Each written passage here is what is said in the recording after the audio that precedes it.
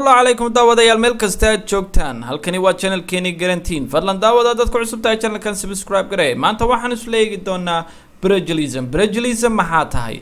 sanogsonahay daawada waxa dhacda inta badan dad Facebook wax ku soo qora in la xidho dadkaas oo intaas oo milyan oo qof oo kale ay qoraalkii ay soo dhigeen lagu xidhay ay soo share gareeyaan haddii noqoto miridhada si lagu kala horeeyo marka plagiarism detection waxa loo adeegsadaa waxyaabo badan laakiin fikir guud haddaan idinka siiyo waxa loo adeegsadaa shuruucda ma garanaysa qoraalka qofka qoraalka ugu horeeya soo dhigay iyo qoraal adigu aad iska leedahay haddii noqoto book ama haddii noqoto website aad xogtaada ku kaydsan jirtay oo qof kale ma garanaysa dataada duplicate ku sameeyo oo mid la mid ah ama qoraalada ku soo qoratay ma garanaysa uu isaguna ku soo qorto meeshiisa uu gaarka u leeyahay marka plagiarism detection khaladaadka ayuu sheegaa article kan aan maanta dhigi doona waa mid ma garanaysa ilaa maxkamadaha dadka ma garanaysa loo saaro loo xidho laysanadana laga qaado loo rusuqeeyo marka plagiarism detection maxaa tahay plagiarism detection is presenting someone's work or idea as your own waxa weeyaan fikir qof kale ka soo maaxay oo aad fikirkaaga ku daabaqday ama aad ka dhigtay mid adigu aad leedahay suppose halkan wax xikmad baa ku jirta xikmaddu waxa weeye book qof leeyahay inaad ka soo qaadato oo aad tiraado bookgan aniga leh marka bookgan marka la mariyo plagiarism detection software kan wuxuu sheegayaa bookgan inaad adigu lahayn oo 90% ama 60% uu qof kale iska leeyahay marka taasoo kale dadka maxkamad baa lagu saaraa waa kan xaqan inagu sii cadeynaya with or without their consent adigoo aan wax ogolaasho ka haysan by incorporating into your work without full acknowledgement adigoo aan wax ma garanaysa ogolaasho ka haysan ma garanaysa dadkaas aad dhaca ku sameysay plagiarism wuxuu noqon karaa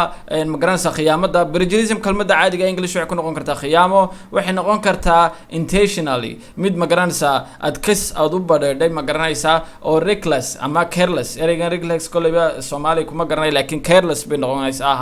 careless bay noqonaysaa unintentional ama mid unintentional oo aan dabcan ma garanaysa ula jeedin oo ma garanaysa waxaagaas oo kale waxa macnaha ereygan uu sameeynaya waxa la oran karaa matalan qoraal aad qortay ayaa 70% qof kale qoraalkii ama buug aad qortay 70% baad ka mid noqon kartaan laakiin taasoo kale 70% waa qalad oo 10 waa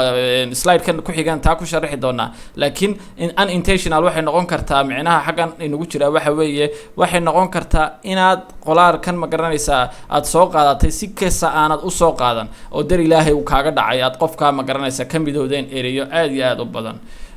marka waxaan eegi doonaa inta lagu ogol yahay unintentional ku noqon karta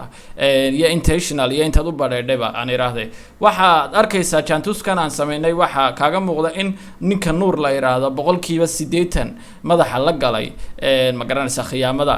hadii noqoto book ama xog ay noqoto wixii doontaba ha noqotay halka Munir 60% ilaa 100% ma garanaysa konton inta u dhaxaysa uu isaguna khiyaamo galay halka Nimcaana uu galay 40% ilaa 35 meelahaas halka Xasanna uu galay 15% dunida sideeda caadiga 15% baa lagu ogol yahay inaad duplicate aad sameeysaa aad qof kale wuxuu soo qortay inaad ka qaadato laakiin 15% wax ka badan waa khalad xabsina waa loo galaa ama liisanka laga qaadaya hadaad tahay qolooyinka magaranaysa buugaagta soo saara ama qoraalada ama wixii doontaba noqdo social media ka caanka ah ee qoraalada Twitter-ka iyo ku soo qoraa magaranaysa Facebook iyo meelaha la mid ah marka waxa lagu ogol yahay wadanada qaar ba 15% lagu ogol yahay walaw ay jiraan wadanada qaar ku ogol 100% ma garanaysa 15% wax ka hooseeya marka tan xaqan aan ku eegi doonaa waad arkaysaa asbe rule-ka u yaala dawladahaas ma garanaysa ku dhaqma dhaqanadan inta badan western countries-ka iyo wadanada heerka gaadhay oo dhan aan iraado ilaa middle east-ka waxa lagu ogol yahay 10 ilaa 15 inta u dhaxaysa ayaa acceptable ah in other way hadan si kala kugu sheegana less than 15% ayaa wadanada qaar laga ogol yahay marka taasi xagaas ayay nagu cadahay inta ma garanaysa lagu ogol yahay ee aad sameyn karto plagiarism aad sameyn karto ma garanaysa document kasta duplicate ku sameyn karto marka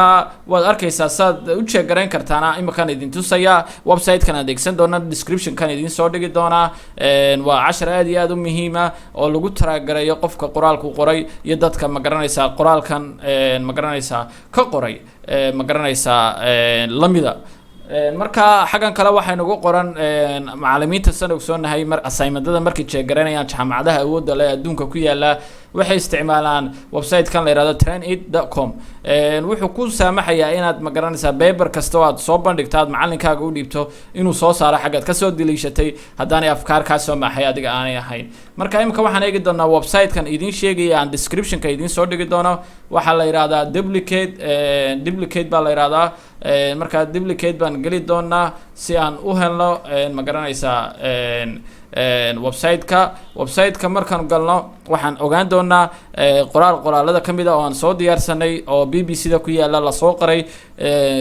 January 2018 qoraalka intan ugu horeysa ayaan dabcan soo qaadan doonaa imika waxaan ku jirnaa waxbarasho markaa waan tijaabinaynaa si uu xuquuqda inoo siiyo in qoraalkani BBC-da ay soo dhigtay waxaanoo kale uuna siinaya hadday meelo kale oo social media kamid ah hadda qoraal lamid ah ma garanaysaa ay lagu soo qoray marka website-ku sanu dabcan kugu soo bixi doona advertisement-ka ku badan laakiin advertisement-ka waxa ka miibsan shaqadeena walow ay jiraan website-do lacag ah website-dadaas ma garanaysaa software-dadaas oo ay isticmaalaan shirkadaha awoodda leh iyo sirdoonada caalamka kuwaasoo shaqooyinkooda ku gudanaya laakiin anagu imika practical baan ku jirnaa marka meel kasta waan u ridaynaa aan ku helaynaa hawsheena marka qoraalkaad soo qaadatay baad xaggan ku base gareyn doontaa adigoo sidaad doonto ma garanaysa u base gareyn doona haddaad control iyo v aad taabanayso iyo haddaad right click paste aad oranayso marka dabcan waa kan qoraalkii anagan soo qaadanay BBC-da yaalay qoraalka markuu sidaa ma garanaysa aad u dhigto boxkan loogu talagalay haddaad qoraalka masaxaysa aad qoraalo kala gelinayso calaamadaasaad dooran doontaa khashinka ah halkan markaad joogto website-kani laba shaqo ayuu qabtaa check plagiarism ayuu qabtaa oo khiyaamadii ayuu soo saaraya iyo grammar check taasoo grammarka ma garanaysa uu kaa check garanayo marka anagu aan jeedahayna u soconaa waxa weeye in khiyaamada ma garanaysa qoraalkan laga galay inuu noo sheego dabcan waad kali garayn doontaa markaad kali garayso in yar ayaad ira sugi doontaa si uu loadingka uga baxo dabcan waa kan inoo shaqeynaya scanning-kii buu wadaa data lamid ah inuu social media hay taala iyo in kale u eegi doonaa dabcan wuxuu yidhi waa kan reportkiina siiye scan properties buu ku yidhi number of words 29 buu ku yidhi result 1 plagiarism buu ku yidhi 100% waa saxsan yahay zero unique waa zero way xagga unique marka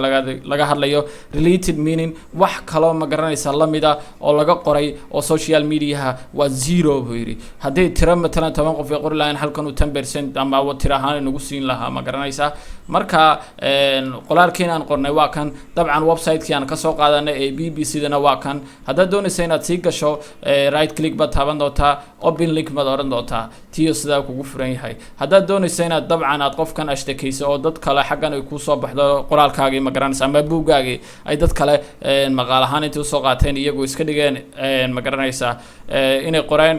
reportkan aad soo dhuulaad garaysan doontaa markaad soo dhuulaad garaysato ayaad la tegi doontaa xarumaha sirdoonka ama xarumaha qaabilsan shuruucda ma garanaysa copyright-ka marka documentary-ga koleyba document-kani uu noo soo bixi doonaa uu kusoo dhuulaad garaysmay dabcan click grab ayaad dooran doontaa markaad click doorato dabcan sana uu eegyahay duplicate checker wuxuu ku siinayaa website-kii oo ma garanaysa maxkamadda kula soo geli doona oo ma garanaysa waxooda caddayn doona plagiarism scan report waa reportkii dhanaa waad arkaysaa date-kii iyo wordskii ma garanaysaa ay ka koobnaayeen ma garanaysaa qoraalkaagu 100% buu ku yidhi waa saxdii unique wax ma garanaysa qof kale lagu hayaa haba yaraatee ma jirto qoraalkaagii waa kan haddee markaa dad kale ay ka qoreen qoraalkaaga wax dabcan xaggan uu ku sheegi doonaa xaggan uu kugu soo sheegi doonaa wax kasta marka waad arki kartaa dabcan inuu inoo soo baxay website-kii xuquuqda aan ma garanaysa ka dhignay ma garanaysa BBC-da aan tusaalaha ku bixinaynay markaa saasaad u isticmaali doontaan way jiraan website-o kale oo awood leh oo badan laakiin kana aad iyo aad moodaa inuu fiican yahay marka laga hadlayo kuwa bilaashka kuwa kalena hay-adaha awoodda leh ayaa isticmaala oo ma garanaysa aad u isticmaala aad ayaan idiin salaamayaa description-kan idiin soo dhigi doonaa website-kan wixii ma garanaysa comment ah iyo ma garanaysa su-aalana insha allah waan idinka jawaabi doonaa assalaamu calaykum waraxmatullaahi wabarakaatu